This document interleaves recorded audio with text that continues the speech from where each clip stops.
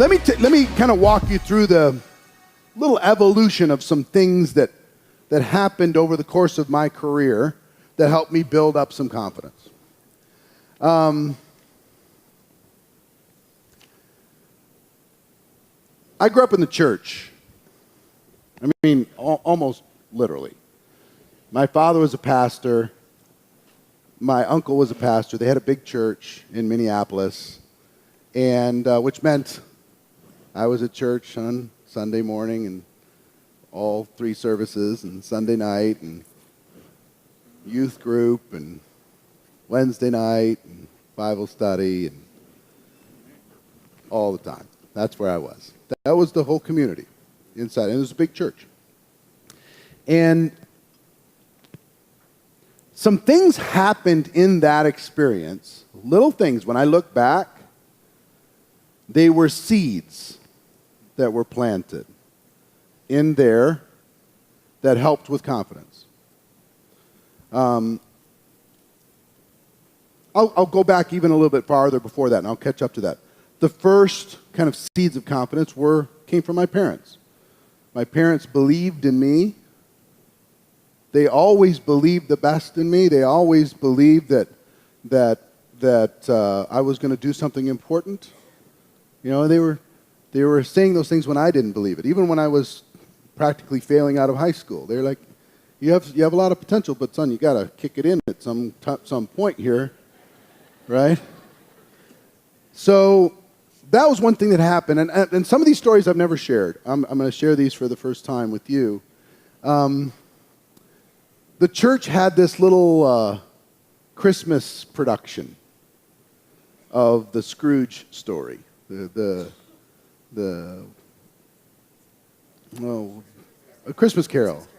Yeah, but they had like a religious version, you know, where the Scrooge character, finds God at the end, and the angels came during the process to be able to educate him on his life.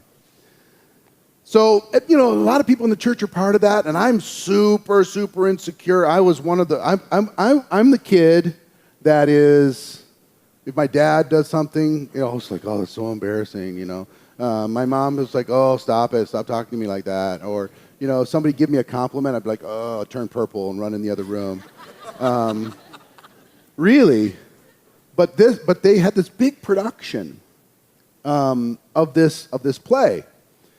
And if you remember in the play, they had this scene where at the end the Scrooge character asked the little kid to go run and go get him the Christmas goose. So I ended up being the little kid. So I run out on stage and he'd flip me a quarter or whatever, some coin, and I'd run off. I'll go get the goose, sir. And I had my first line. And the experience of that and the feedback from that, and everybody's patting me on the head. Oh, you're so cute. You did such a good job. And I was part of something. And all of a sudden, I wasn't quite so embarrassed all the time. I don't know if you had a moment like that. Something where all of a sudden, I guess I don't have to hide over here, and I don't have to turn purple. And this is kind of fun. And and that experience, there was such an environment. That experience over time. Over the years, I ended up being the young adult Scrooge, the one that breaks up with his girlfriend and decides to go for the money. Ironic, isn't it? But so I mean, in there I'm singing a song, and I've got all these lines and dance scenes and all this stuff, So all of a sudden, and they did 20 shows a year for 2,000 people over the holiday season. 40,000 people see this show. Long time ago. So through that process, I got a little swagger, just a little. A little swagger, a little, yeah, that was me. Yeah, sure, I'll take a picture. Yeah. It wasn't bad for the social life, it wasn't bad. Once I went, once you're up on stage, girls look at you different. Just like,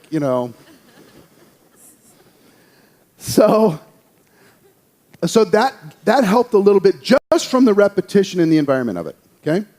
Forcing myself, get out of the comfort zone to be part of the group, and all of a sudden that started to happen, yeah? So occasionally, I got to tell you, one of the things that helped me was one of my worst fears is forgetting my lines or forgetting the words to the song. Because occasionally, if you grew up in the church, somebody can occasionally come up and sing a song, yeah?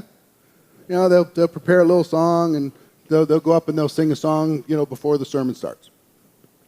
So one Sunday, I go up, and I had not prepared as much as I needed to, but I figured I'd get through it. New song, didn't quite know it. Piano player starts, 2,000 people in the church. I grab the microphone, and nothing comes out. Literally, my brain left my body. So what do? This is embarrassing, right? I'm here to do this thing, and all these different thoughts went through my mind, because this is a failure moment, right? Super embarrassing. Thank God there was no social media at the time. But here's what happened. I get up there, I freeze, and my first thought was to just put my head down and walk off the stage. Not walk off, run off. My second thought, no, that's not going to make sense. And maybe there's a better way to handle this. This all happens in like 15 seconds. The piano player's trying to get me started, and I got nothing. So what I did, which has served me for the rest of my life, is I looked to the audience and I said, ladies and gentlemen, my apologies. I completely forgot the words. Have a great day. Enjoy the sermon, everybody. And off I went. I was done. And everybody laughed and everybody applauded, and it was just like, huh. And afterwards, everybody said, oh, you handled that great. I just went,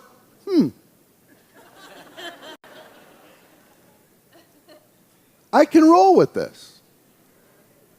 And actually, it made the mistake itself, because I didn't go, if I would have fallen apart and burst into tears, I would have made the whole world uncomfortable, and everybody said, oh, it's okay. I'd have been the crying singer from then on. Oh, God, I hope he's not going to cry this time. You know what I mean? But what I just decided to do is just like roll with it. And everybody was just, I became one of them. They went, oh, that was so cool. It was my favorite thing. All the other songs were fine too. But your no song was amazing. I loved it. True. So I was like, oh, I can roll with this. From then on, I gave myself permission to put myself in uncomfortable spots, knowing that I could work my way through it, through authenticity and a little bit of humor and just being real with people. I'm fine. I'm cool. You can put me in any situation. It does not matter. And it started there. That little seed started there. Yeah?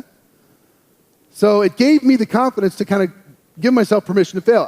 It's not going to be catastrophic. I'm not going to be, laughed at for forever. I could have. But I for whatever reason, in that split second, I acted differently, and it changed everything. So now fast forward a little bit. I barely get out of school. That does not help my confidence. I apply for college. I get rejected. That does not build my confidence. I go to community college and for one semester and drop out. That does not build my confidence. I start a series of dead-end jobs, 18 of them by the time I was 22 years old. Not a confidence builder. And I was wondering, growing up, people said, oh, Eric, you got all this potential, it's going to be amazing. It really wasn't showing up. I had all this stuff. It wasn't so the feedback through this process was not great. Now, I was a big contributor to that. My software were the issues why I wasn't moving forward. I was a contributor. But here's the thing.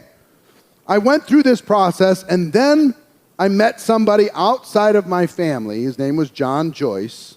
He was my father's high school friend that they reconnected at a high school reunion. And John kind of took a liking to me. He was just like, oh, this kid's something. And I'd heard that from my parents for forever. But when I started hearing it from him, it was amazing. And there was this little piece of real estate that they owned, and there was a little space in it. And I said, well, and I pitched him, let me start a little suntan bed business. It's called Ultra Bronze. It was amazing. So I pitched him, John Joyce, this rich guy. Open this up, I'll manage it for you, it'll be amazing. And my dad was like, oh, this is like number 19. I don't want to be held responsible for this. But John said, you know what, kid, let's do it. So we started this little business, and I worked, hardly got paid anything, but it was somebody that believed in me that said, come on, you're going to do a good job. I believe that you're going to do a good job. That started to give me some feedback, and I started to feel like I'm a little bit better. Now, fast forward to joining network marketing. John Joyce was the one who introduced me, along with my father, introduced me to network marketing. They gave me that little whisper in my ear that, see that kid, I think he's going to do better than all of us. And I was like, wow, okay. And I went to work there. Now, in my network marketing career, I had learned through this growing up experience that just do it and manage the fallout. So I had learned this thing. Just go do it. Do it big, talk big, just get out there, and it's okay, because if something bad happens, you can roll with it. Just be authentic, and somebody gives me some objections, it's like, I have no idea the answer to that question, and the fact that you asked it scares me to death. And the prospect was like, hey, let's go find it together then. It was just like, it was no problem. So long as when I was dealing with people that I was relatively authentic and had a little sense of humor and a little self-deprecating, I was cool. Everything was good. So I was willing to go through the numbers because of that. I was not paralyzed to get something going because I needed to make some money. So the paralyzing issue was not the big issue. So I go through this process. I get some things going, and then everything crashes. 90 days in, everything falls apart. People quit. My check goes to nothing. And I wanted to walk out. But I had no place to go. Greatest thing that ever happened to me. And fast forward a little bit, I'll give you, and there's a whole bunch of lessons in this little story that you can just take however you want to take them. If I was to dissect it, I would tell you. One of the biggest things that scared me out of my mind was calling this very powerful, successful guy who played football for the Minnesota Vikings. He was a middle linebacker. His name was Wally Hilgenberg, and he was a god in my eyes. He went to our church, and he was just a superman. And he was a business guy. He was still actively playing at the time, and I really wanted to call and recruit him. I really wanted to call, and if I could get him in my business, it would just be like a dream. So I didn't do it right away. I was scared out of my mind. Somebody did a little training on your chicken list, making this list of all these people who are more successful than you, more powerful than you, hugely influential. So I made my list. Who's at the top of my list? Wally Hilgenberg. So I'll never forget this call. I wait. We still have this little real estate office that we were working out of. And I'm sitting at the desk. I wait till everybody leaves because I'm not doing this in front of anybody else. There's no shot. And I have my little script I'm gonna introduce myself. I'm gonna tell him how amazing and awesome he is, and I'm going to tell him that my dad and John Joyce are involved in this thing, and maybe he should take a look at it. And I wonder if I could help set up a meeting, something like that. Right? I have my little script written out on my legal pad. You ever had one of those big calls, one of those scary calls? Anybody? One of those scary calls? If you haven't, you need to go do it. So here's what I practiced in my mind. I visualized in my mind that I'm going to call, and since it's just at the end of the workday, I'm going to call, and somebody else is going to answer because Wally's not going to answer. He's a big shot in the mansion. Somebody else is going to answer, and I'm going to say, "Hi, this is Eric Worre. Is Wally there?" And they say, "Yeah, just a second." Clip, clop, "Dad, honey, phone call." And then he'd walk to the phone, he'd pick it up. That's what goes through my mind. Here's what happens in reality. First ring, he picks up. "Hello?" My mind left my body.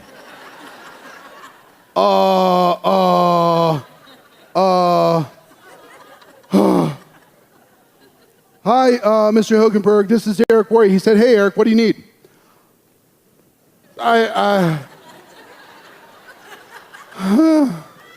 I'm like, and I start stumbling through. I'm just like, "Well, but John Joyce, and we have this product, and you'd be amazing, and have I told you you're awesome, you played great, and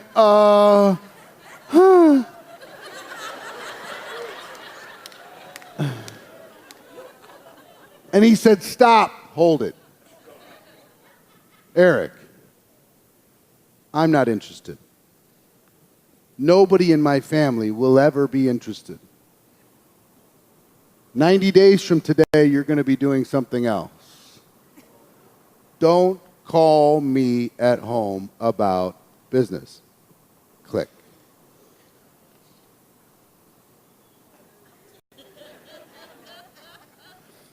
You ever had one of those moments where gravity is just like extra? You ever have those? I mean, I'm sitting at the desk, and I'm like, first of all, I'm just kind of like, I find my way here, and then I'm laying on the desk for a while, and I don't even know how it happened, but eventually I found myself face down, laying on the floor, pressed into the ground, and I just want to die. My hero. Now, next time I see him at church, it's going to be so embarrassing. And then a moment happened after probably 15 minutes of self-pity. It flitted across my mind. Who the heck does he think he is? He has to know that scared me out of my mind. He has to know that I was facing my fears. Somebody, when he was a kid, somebody gave him a chance. Somebody believed in him. He didn't have to say yes, but he could have given me a little damn encouragement. You know what I mean? Heck with him. I got mad.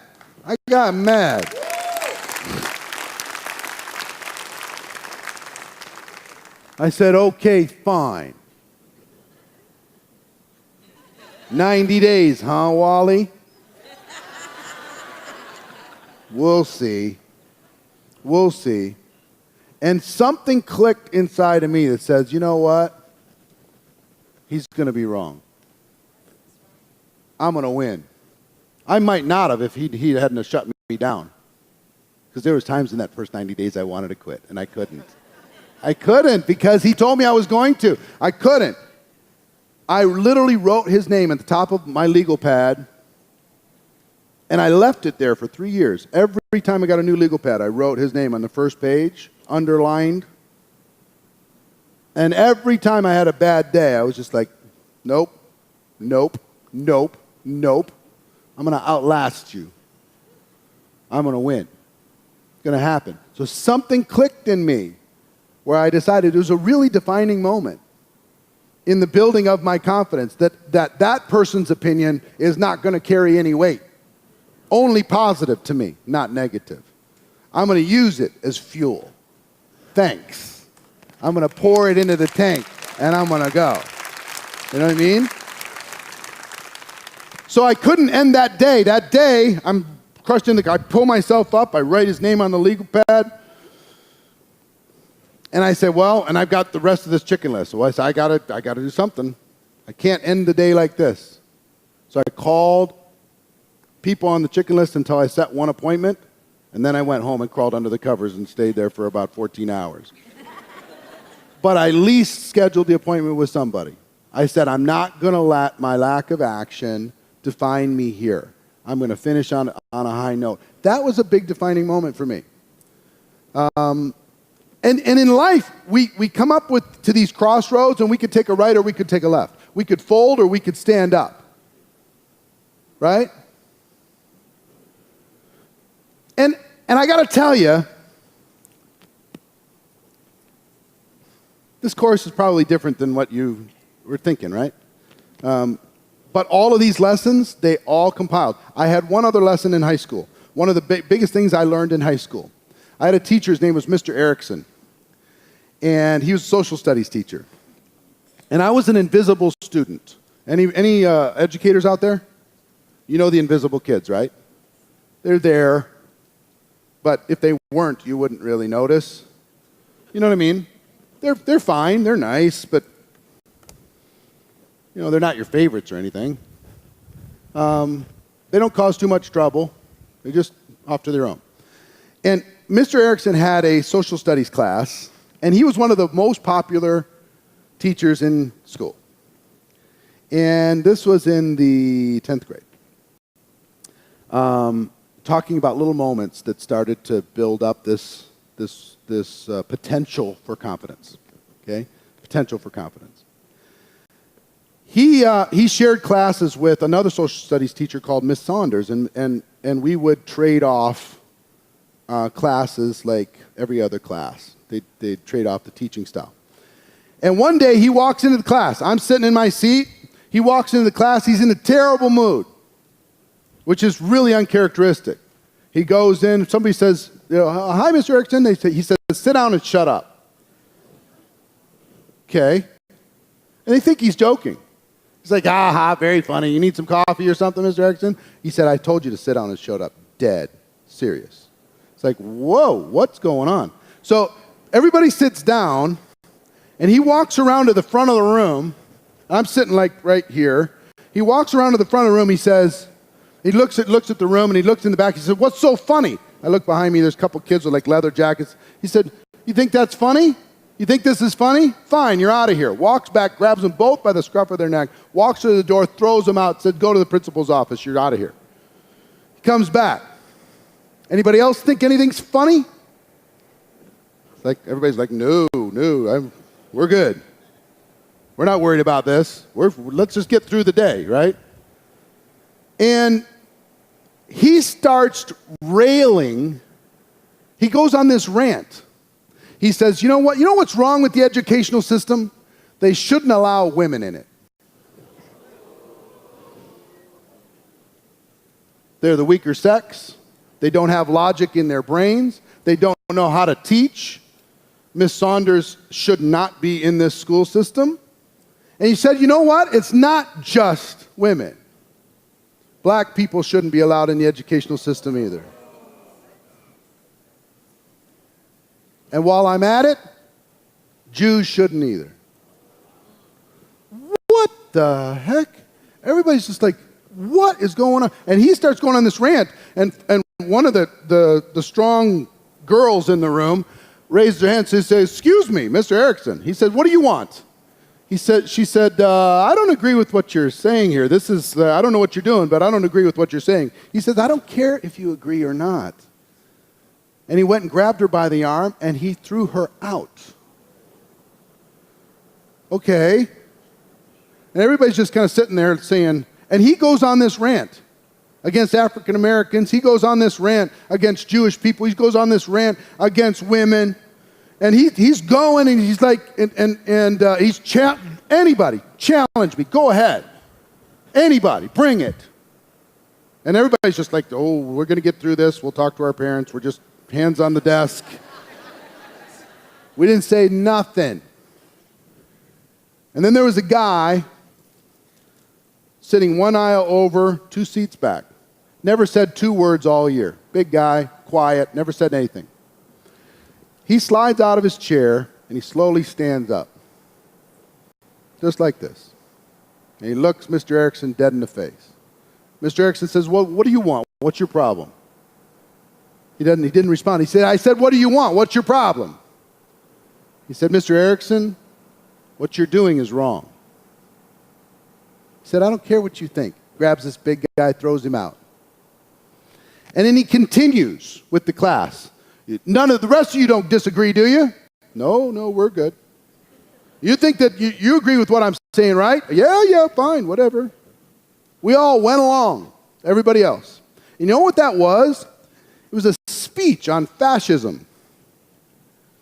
And what happens in the face of obvious evil when you remove a few dissenters and good people sit there and do nothing?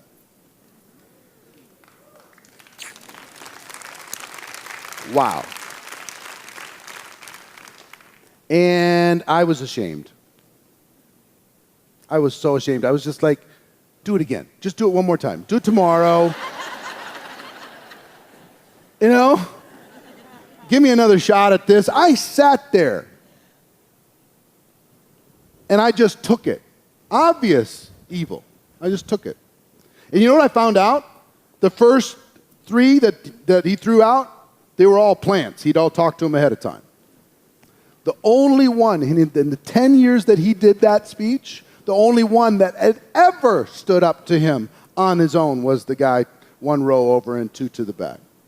And I wanted to be that guy so bad.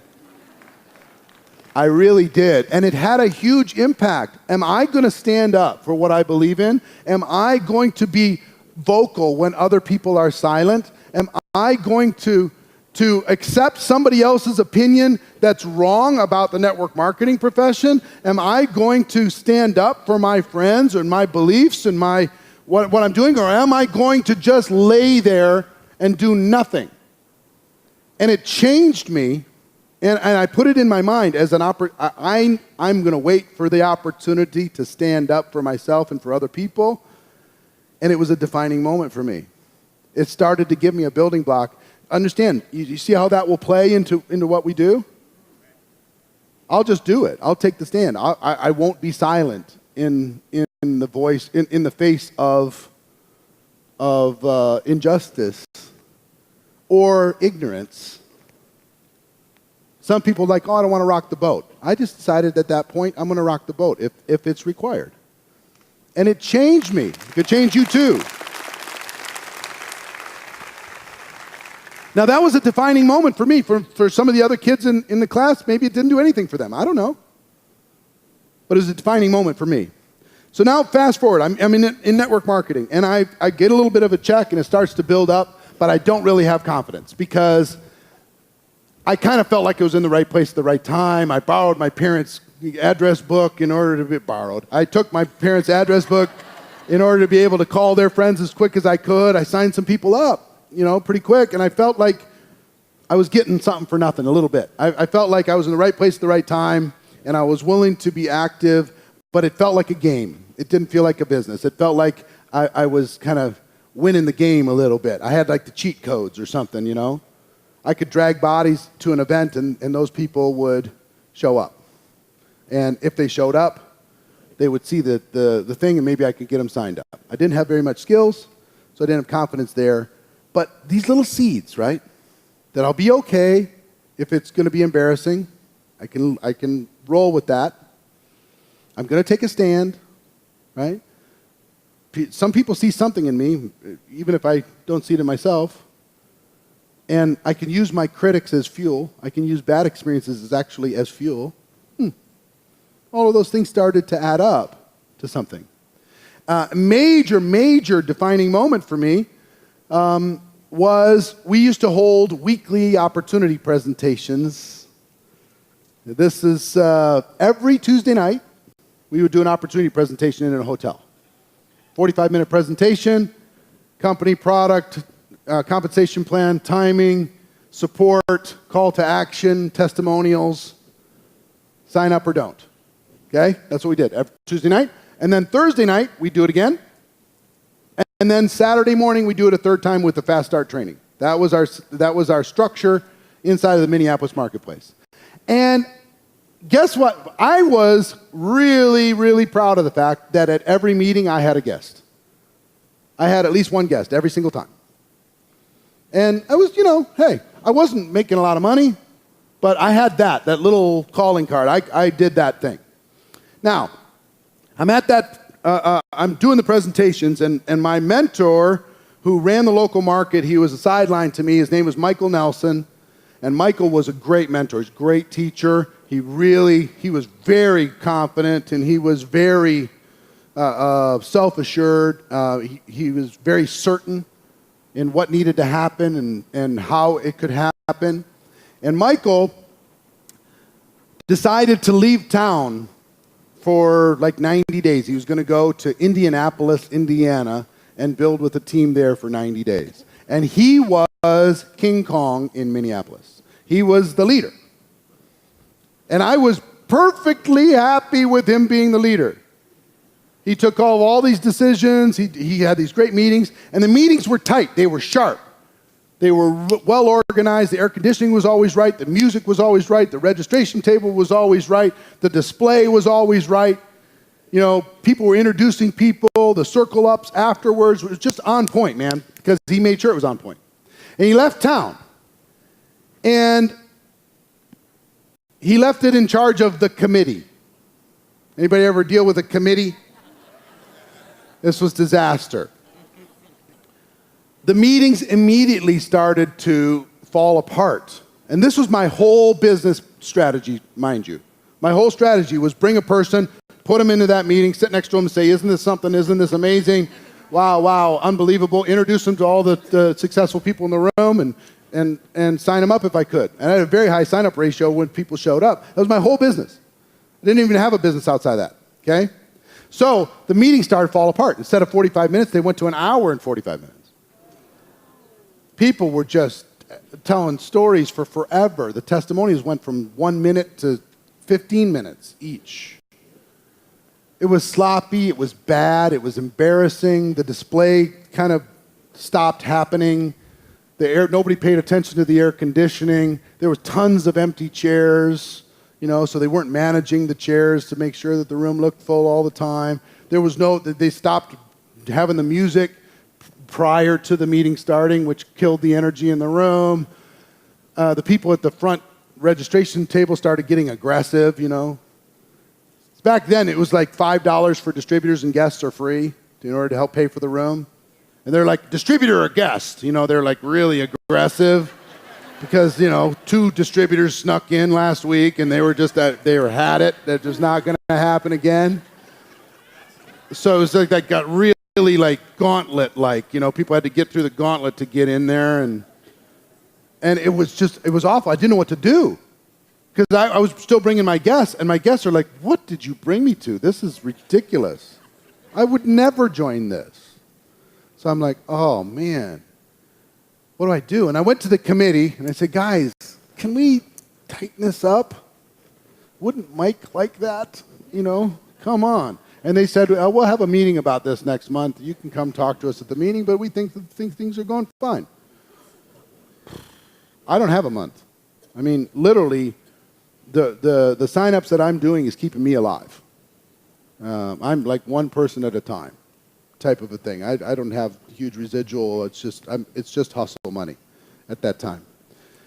So I don't know what to do. And at the same time, they decide to eliminate Thursday nights. They said, you know what, three nights a week is too much. 2 nights a week will two times a week will probably be better. Probably once a week would probably be better than that. But we're going to eliminate Thursday night, and we're just going to go Tuesday and Saturday, and we'll have more people, which didn't happen. But so I'm like, I don't know what to do. So I did something that scared me. Back to my stand-up story in high school. I did something that would potentially be embarrassing. Back to when I was up on stage forgetting the words, right? I did something to prove somebody wrong, this little committee. Right? I did something to live up to my mentor's expectation. And I said, you know what? I'm going to go do a meeting on Thursday night. I'm going to rent my own room. What do you think, committee? And they said, you can do it if you want, but we're not contributing to it. Go ahead. Good luck, kid. It's a tough racket. It's like, okay. So I went to the Embassy Suites in Minneapolis, Minnesota. I went back recently and looked at the room, and I rented this room. It cost me $200. I did not have $200. And that $200 held a room that would probably hold, if you squeezed it in, 70 people or so. And I rented it for 10 days in advance, the next Thursday. And I took rent money. This was money that I was, I wasn't going to be, rent was going to be late in order to do it.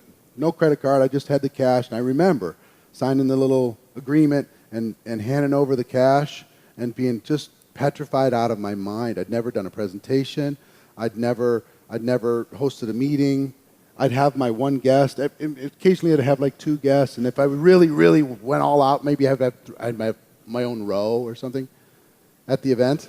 That was my experience up until this point. This was probably, I don't know, at least a year in, maybe into my existence. So here's what happens. Now I'm on the line. Now I got this room, and then I don't have a big team, right? I have a tiny little team. So step one, I have to produce the event like I told them the event needed to be produced. So I needed to figure out the display. I needed to figure out, I had to make a mixtape for the pre-meeting music and the post-meeting music that would build up an excitement and it would get more and more exciting. I had to figure out all those songs.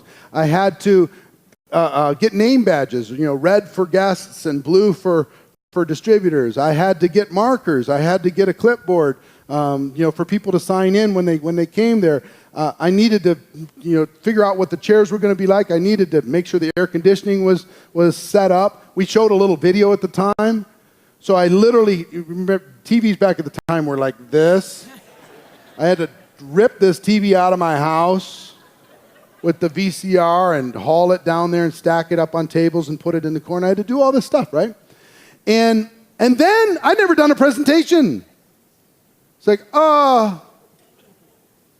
shit.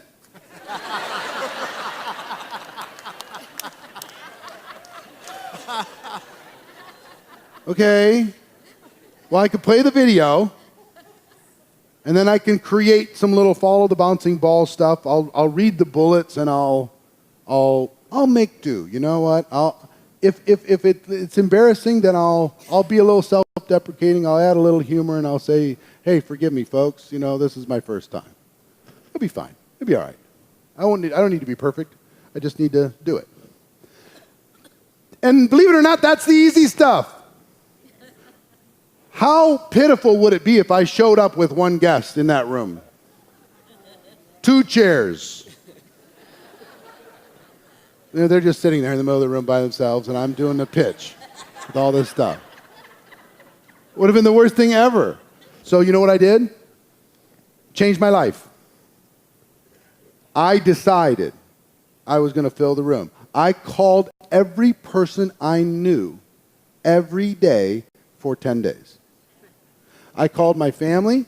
I said, my mom will tell you, she was there. I called my family. I said, if you love me, you'll be there.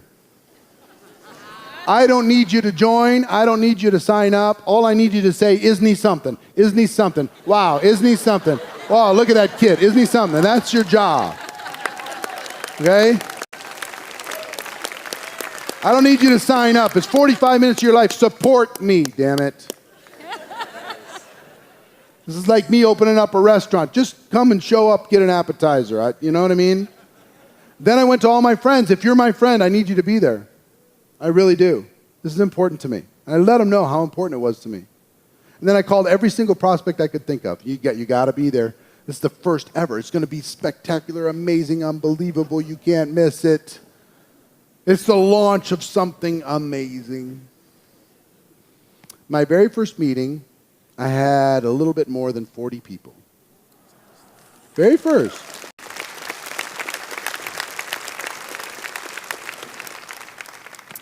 And I signed up 18. First night, 18 signed up.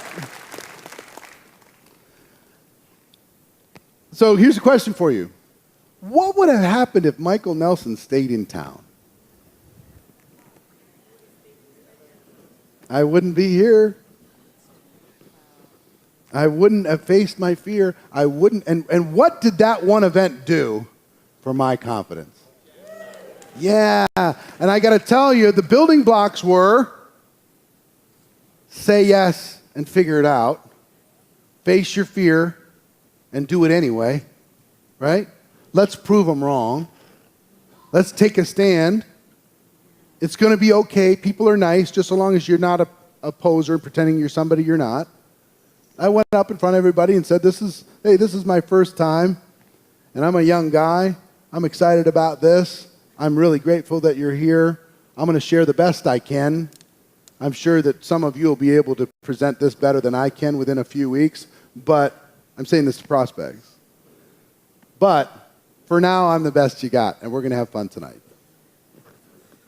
Just being willing to just do that. Not having to have all the words and screwing up and making mistakes and doing all this stuff. It was good, you know? So, that was a big booster for me because guess what? Within 3 months, I ran the town. It was my town. For my company, Minneapolis was my town. The committee came back over to me and said, hey, why don't we combine forces? We can combine all you want, just so long as you know I'm calling the shots. These meetings are going to be tight. And it wasn't said in an arrogant way. It was just said in, listen, I don't think this committee is going to get us where we need to go. I love you, and I'll support you. And if you want to plug in, fantastic.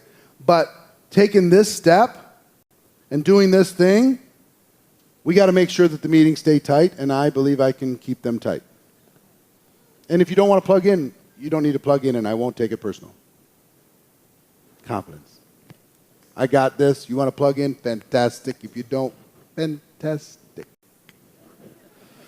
They're my cross line anyway. They might as well be in another company. I'm just teasing. Kind of. Well, they're my competition, right? They're talking to my prospects too. I want to get those prospects.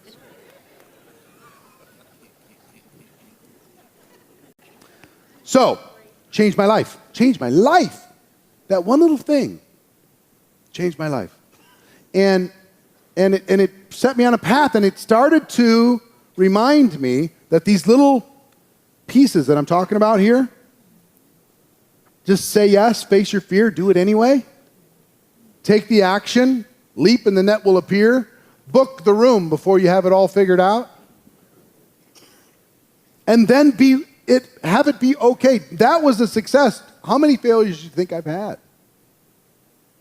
Booked the room and they didn't show up. Travel across the country and, for a home meeting. And they're in the house. And you can see them behind the curtain and they don't come to the door.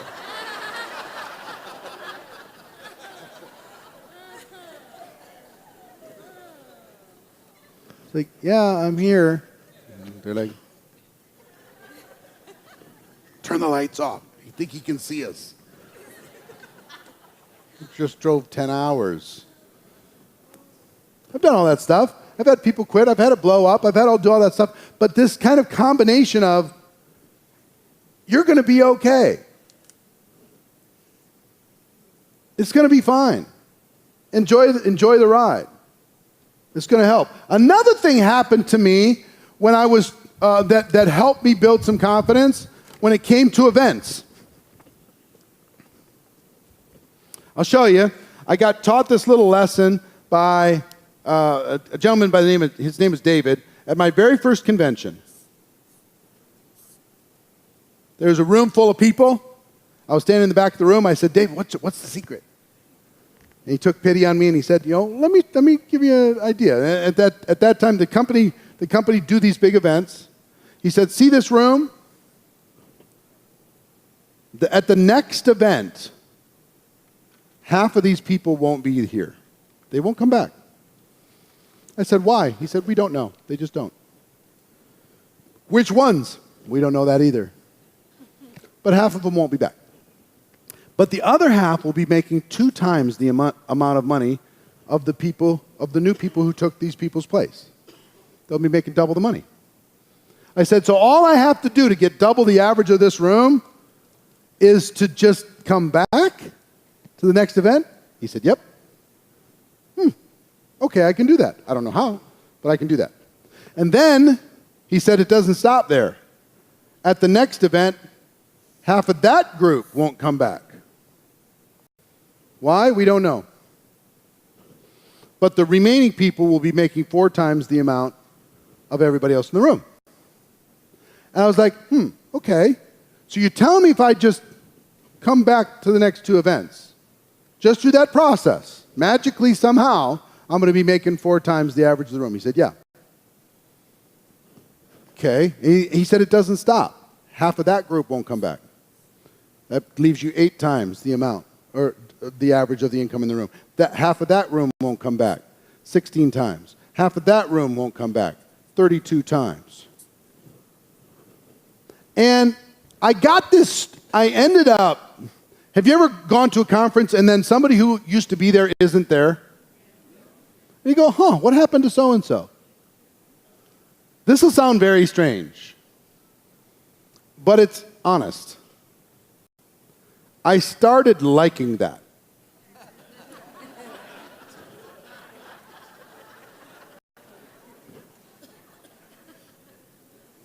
Outlasted another one.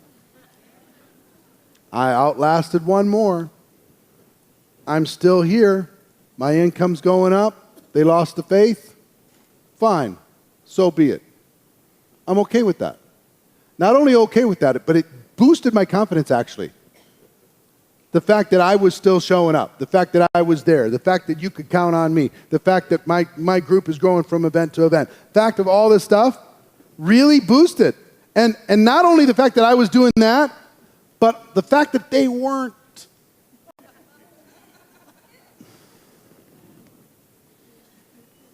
It's like I have this line theory in airports.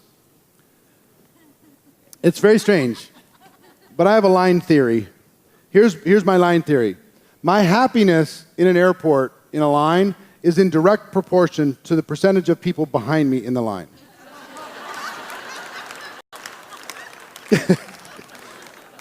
Is that messed up? So if the line is 25 deep and I'm the last person in the line, I'm miserable. But if the line's 500 deep, I'm 25 in the line, I'm ecstatic. Same 25, same number. But somehow in comparison to other people, I was just like, so isn't that strange? It's just kind of part of my human weirdness. But sometimes your willingness to do something when somebody else won't will build your confidence. Your willingness to host a home party when somebody else won't because of their fear says, I got another one. Your willingness to go get 100 customers when some people will just get 10, check another one off. Differentiating yourself from the crowd. It doesn't take much to differentiate yourself from the crowd. What are the things that you could do that would differentiate you from the crowd? Learning how to be a presenter, would that help?